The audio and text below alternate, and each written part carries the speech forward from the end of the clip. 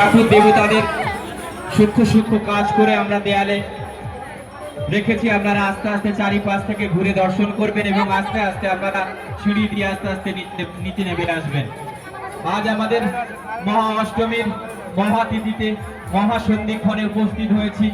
আগত সকল দর্শনার্থীকে আমরা হিরেনবাদপুর সার্বজনীন দুর্গোৎসব কমিটির পক্ষ থেকে জানাই আন্তরিক শুভেচ্ছা এবং অভিনন্দন।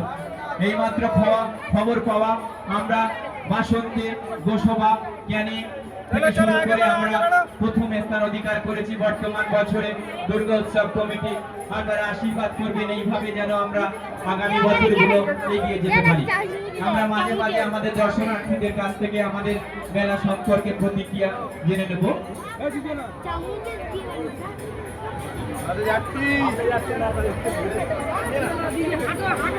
মাঝে মাঝে আমরা